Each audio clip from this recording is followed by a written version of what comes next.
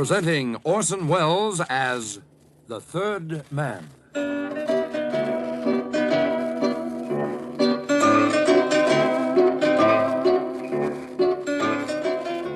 Lives of Harry Lime. The fabulous stories of the immortal character, originally created in the motion picture The Third Man, with zither music by Anton Karas. Now, right from the very outset, friends, I want it clearly understood that I do not believe in Santa Claus. If a man offers to sell me a gold brick, I do not reach for my billfold, except to make sure I still have it. Nevertheless, when I sat down in the bar of the George Cinq in Paris not so long ago, I'd have sworn I'd met Santa Claus at last. Nor did he offer me fool's gold.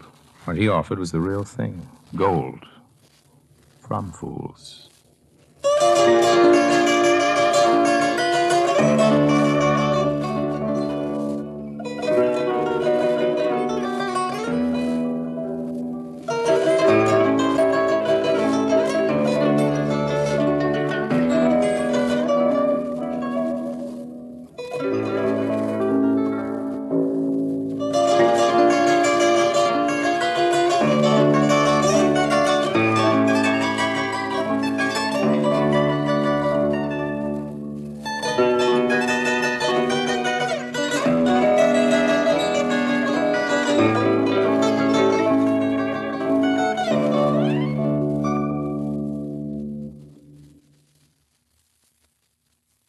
And now, Orson Welles as Harry Lime, the Third Man, in today's story, Fool's Gold.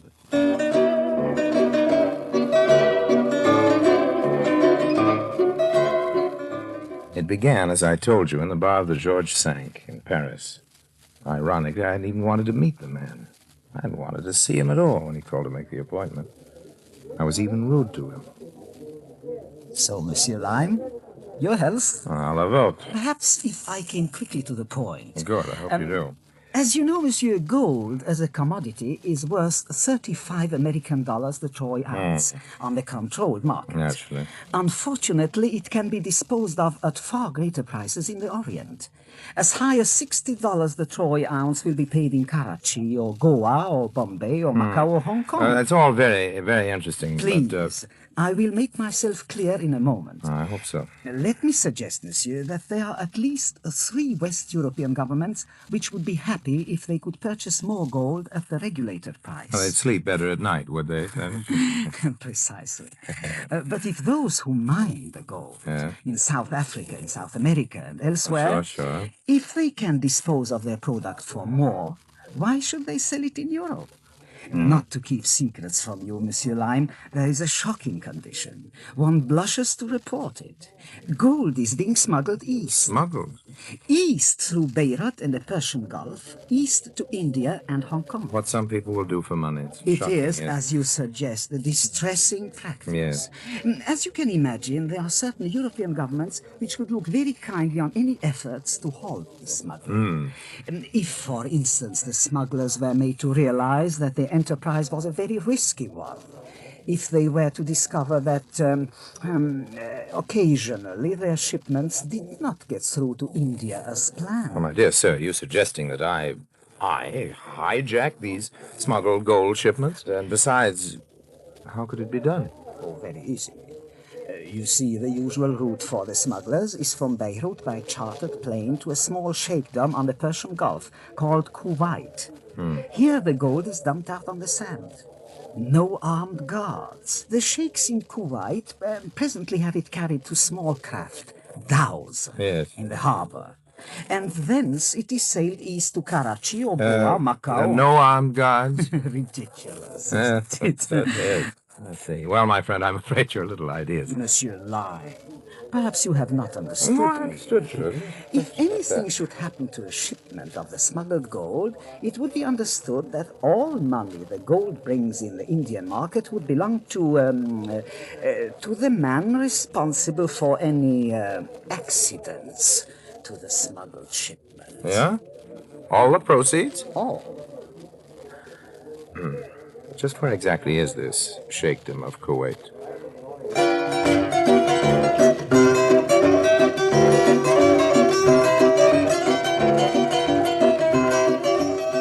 Now, here was an undertaking designed to my own personal specifications. All the way to Beirut, I purred in my airplane seat like a tabby being presented with a bowl of clotted Devonshire cream. And in Beirut, I made allies with two likely specimens. One was called Clancy, a rascally Irish airplane pilot, and the second, Singh, an equally rascally Lascar sailor, both of them familiar with Kuwait. I remember both of you. From now on, I am Dr. Harrington Lime, FRCS, well-known archaeologist, right? Whatever you say. Now, Singh, you leave at once for Kuwait and hire a dhow. Clancy here and I'll give you a head start. Then we fly to the airport where we'll have to land because of engine trouble. I am an archaeologist looking for likely ruins to dig up. Clancy, you'll not be able to fix our engine until the moment there's a big shipment of gold lying on the sand by the airport. This begins to sound interesting. At that point, you tell me the engine is all right again. I arrive, change inside the plane to the clothes of a native. Singh drives a cart up, and he and I load the gold shipment into the cart, drive it down to the docks, dump it into the dhow, and sail 100 miles down the Gulf. Where I meet you with the plane. Right. We fly on to Karachi and sell it. Why not? And a quarter share for each of you fellas when it's sold in Karachi, right?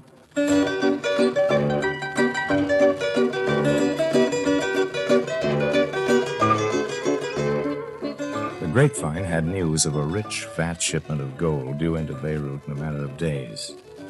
We gave Singh a head start, time to get us the dhow and get it ready, and then Clancy and I took off for Kuwait. 5.5 hours, across the deserts and mountains of the Middle East. Then our C-43 was circling above an airfield. Can you make your motor miss, Clancy? Make the landing look good and necessary? Right. Heat reached up and met us, swallowed us. Clancy went away to report his engine trouble and asked for parking space, but he's back in a few minutes. Hey, Harry. Plane due in tomorrow with a consignment for the Sheikh Sir Suleiman Al Hamad bin Taimur. Well, so what? I know him, that's what. He's the biggest man in the gold business here in Kuwait. It must be the shipment we heard about back in Beirut, don't you see? And tomorrow, huh? Well, we'll have to work fast. And there's heat, too. You stay here and fuss with the plane. I'll get into town, buy some native clothes, and contact Singh. You got the name of that waterfront place he's staying at? Don't worry about me.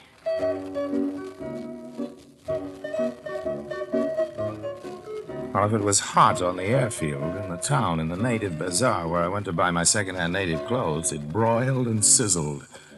Even down at the waterfront where I looked up Singh, the breeze off the Gulf didn't relieve the torment. Singh was all ready. Then back to the town's best hotel, carrying my package of clothes. The town's best was a glum hostelry with a villainous-looking clerk. I handed him my card, the one I had specially printed describing myself as an archaeologist. Who better to pass the word around about me than this clerk? Yes, sir, Dr. Lime. You want That's, rooms, fine suit, running water, hot and cold, cross-ventilating. Cross-ventilated. Very fine suits. Sign here, please. I leaned down, signed my name, and then straightened again, glancing over my shoulder. And that was when I saw her. Luggages, sir. You have luggages, no doubtless? Our eyes met. She stood quite still, grave, returning my look. Dr. Lime, where are your luggages, sir? Just only this bundle? That woman, who is she, old man? Nice, isn't it? Very That nice. is Falura. Falura, she is a dancer. Falura. Well, it would have been pleasant, but then I thought of the gold of the day's work ahead, and I turned toward the elevators. But just before I reached them, she was at my side. After looking at me the way you did just now, you turn and leave? Your name is Falura, isn't it? Well, why are you here in Kuwait? I've been waiting, perhaps, for you. Well, you're staying here at this hotel? I'll call for you this evening. Not this evening. This evening I am engaged. But I shall see you tomorrow evening. Oh, it's too late. I'll be gone. I'm sorry. So, I think you will wait for me. She turned and walked away. She didn't look back. I watched while she went out and down the steps and into a limousine that was waiting at the door. It was too bad. It hadn't been for the gold that would lie waiting on the airfield beside the strip tomorrow morning. Dr. Lime, sir. Oh, it's you. Well, what do you want? An invitation has come for you, sir. The Sheikh throws big party tonight. Oh, Sheikh? What? Who is this Sheikh? Sheikh Sir Solomon Al Hamad bin Taimur. Sheikh Sir Solomon. This invitation says be ready outside hotel at 9, Dr. Lime. His car will meet you up and carry you. Well, the Sheikh's limousine deposited me at the entrance of an elegant and palatial residence in the hills above the harbor. The man at the door took my hat. Inside, I was left to my own devices, looking about for my host, when suddenly I discovered why it was that Flora had said she could not see me on this night. She was here. She saw me and moved over. I am happy you were able to come. Now you know why I could not be alone with you tonight. You're dancing here tonight? Later. And while you are watching me, remember, tomorrow night we will be together. Well, now really, Flora, I'm afraid that won't be possible. You see, At first I thought you were an English lord when I saw you back at the hotel. Well, I'm not. Now I have learned that you are only a scientist. What is it? Archaeologist. Archaeologist, yes. Archaeologist. Now, about tomorrow night, believe me, Flora, I couldn't be sorrier, but... Excuse me, Dr. Lime, the Sheikh, Sir Suleiman, he would meet... You are wrong to worry, handsome one. If Valora does not worry about your poverty, why should you? Well, Now, go. Talk about your science with the Sheikh. Yes, the Sheikh, Sir Suleiman. My science with a Sheikh? Oh, why with a Sheikh? What do you mean? You didn't know that the Sheikh is one of the most passionate amateur archaeologists in this part of the world? An amateur archaeologist? But what is the matter? Well, suddenly my head. I've got a splitting headache, Flora. Lime, please, the Sheikh awaits you. Yes, but I've got this headache. Of course, I know he does, but you'll just simply have to take apologies. My apologies to the Sheikh. It's the heat. Which way is the door? My handsome one, go quickly home. Be good to yourself. I will, dear. Until tomorrow, in the cool of the evening.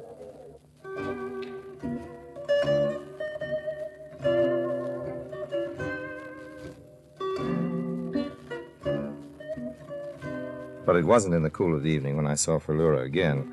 It was in the heat of the morning, just as I was checking out of the hotel, and when I had only gold on my mind. Where do you go so early, handsome one? Well, I'm leaving, Flora. I'm leaving Kuwait. It is sorry. not possible. Well, I tried to tell you, twice I tried to tell you that I simply have to leave today, by plane, for India. Then I go with you. Flora, my lovely Arabian moonflower, listen to me. The first pretty thing you have said to me. I shall treasure it. Well, go right ahead and treasure it, honey. But now, goodbye. You're not coming with me. I'm going alone. Goodbye. No, wait. Is it my same handsome one? Can it Well, you're not coming to the airport with me, Flora. You're not just... even to kiss you goodbye? How can you refuse? Say au revoir. Okay, and also goodbye.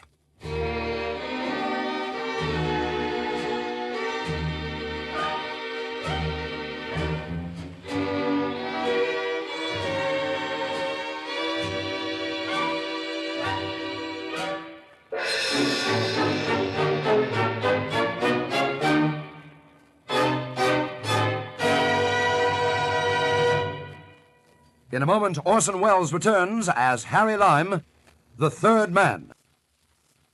And now, Orson Welles as Harry Lime, the third man, continues in today's story, Fool's Gold.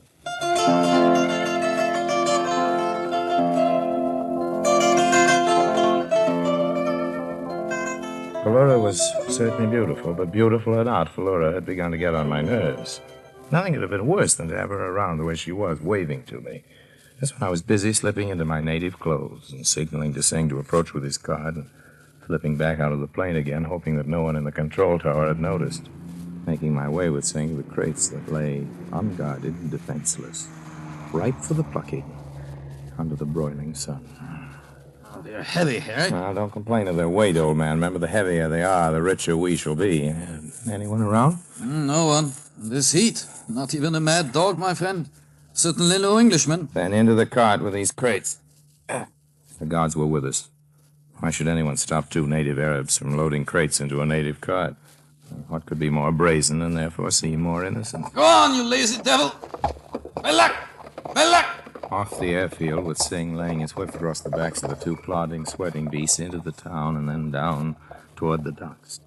By mid-afternoon, we were out in the Persian Gulf. Out and away and cool. And so far as I could see, utterly unsuspected. For the airport officials knew that Dr. Harrington Lime had flown off at 1 o'clock bound for India.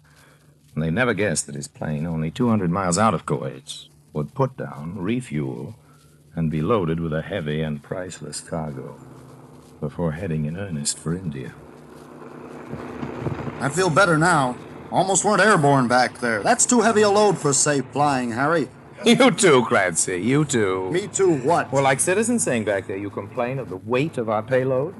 Suppose, Clancy, just suppose that what we finally were able to tuck inside the plane weighs half a ton. How much would you say it'd be worth? Half a ton of gold? How should I know, Harry? No guess, saying. $50,000? 100,000? At Indian prices, we might get enough to buy 1 million American dollars, my pessimistic papoose. That much? We'll see when we find our buyer in Karachi. Why not in Goa, Harry? I heard of a man in Goa, a Portuguese named Piranda, who buys gold. Karachi, Clancy. When we find a buyer in Karachi, that's what I said.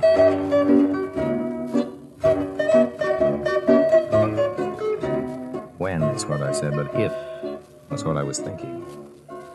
Would it be so easy to sell a half-ton of fine gold? I didn't know. Never sold a half-ton of gold before. I could only guess. But before I left Europe, I'd taken the name of an Indian merchant in Karachi who could be approached. Okay, Clancy? Everything clear? Sure pop, Harry. I just want to visit this guy first and make sure he's the man for us. I should be back inside an hour. Don't let anyone near the plane. Trust me, Dr. Lime. I will, old man. And I did. I did trust him, and that's where I made my mistake. It took me an hour to find my merchant in the city, 10 minutes to find that I had a man who'd make a quick and profitable deal, and half an hour to get back to the airport. All singing, all talking, all dancing. You Dr. Harry Lime? That's right. This note's for you. Note? Note from whom? From a pilot named Clancy. He left it just before he took off. Before he took off? Yeah, he took off about 20 minutes ago. Said you might be looking for him. Here's the note. Harry, Singh and I decided what's the use of 25% for each of us. We decided 50% for each of us is twice as nice. You can see that, can't you?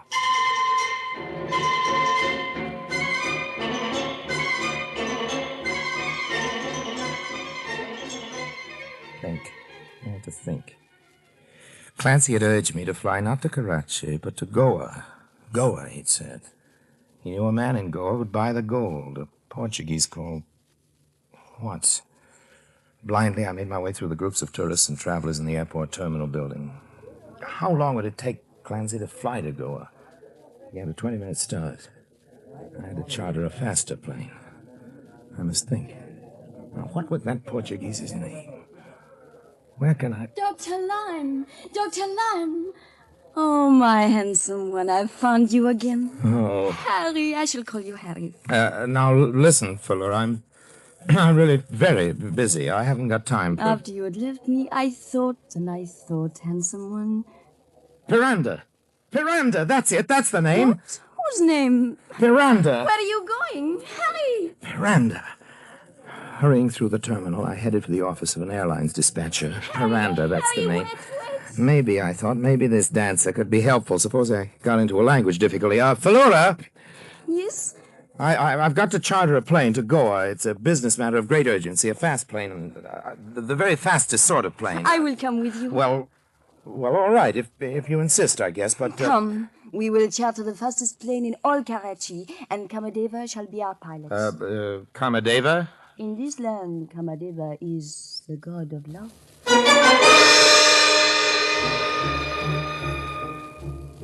Falura jabbered a few rapid sentences of Arabic to a dispatcher, and then to a radio operator. A tricyclane appeared, and we climbed in. More than 800 miles down the west coast of India lies Goa, capital of Portuguese India. Say Clancy and Singh had an hour's head start. It couldn't take less than 5 hours, and the plane we chartered was guaranteed to get us there in 4. I had a chance. All I'd have to do would be to get rid of Falura, pay off the pilot, and find the offices of this guy, Piranda.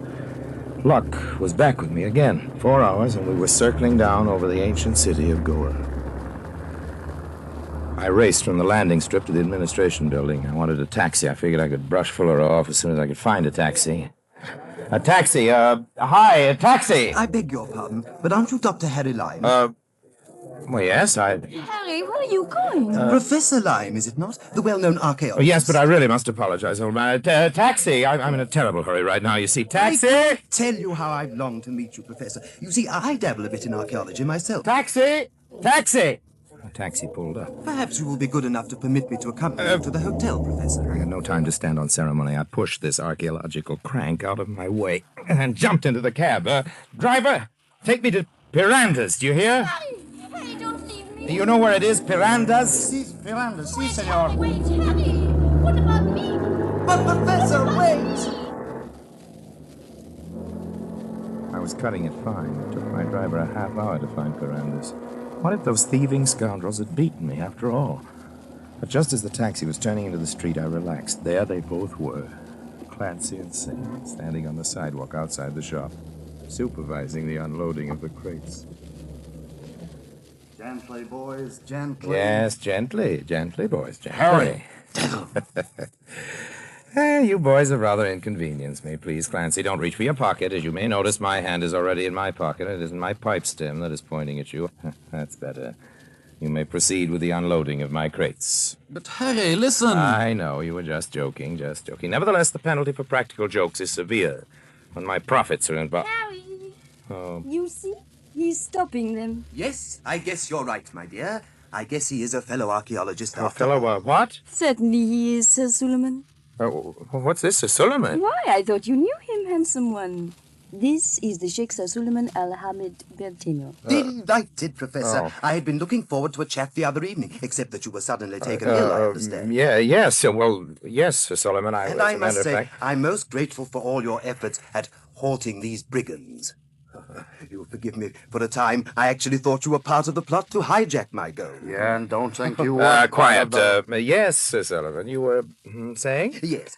Well, Faliura here insisted that her heart had never told her a lie, that her heart told her you were honest. Oh, that's very good of Faliura. Actually, my dear Professor, your melodramatic chase was unnecessary. Oh? Yes, indeed.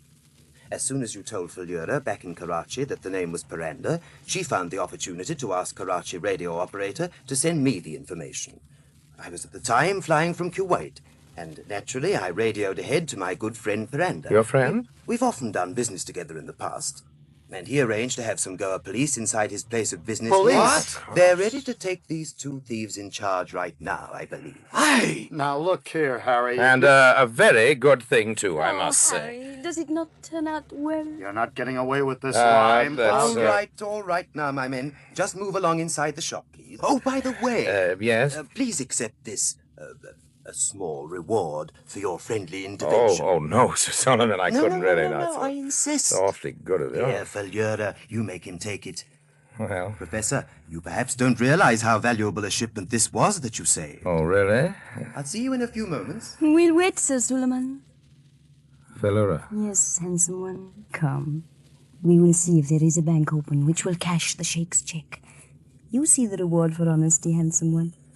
Yes, a slender return on investment, but a reward. Come, Moonflower.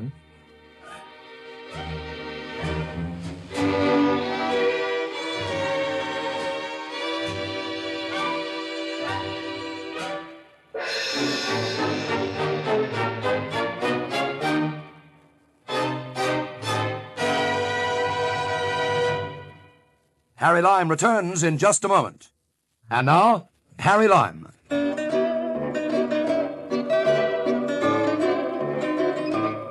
Well, I told you at the beginning of this story that I don't believe in Santa Claus.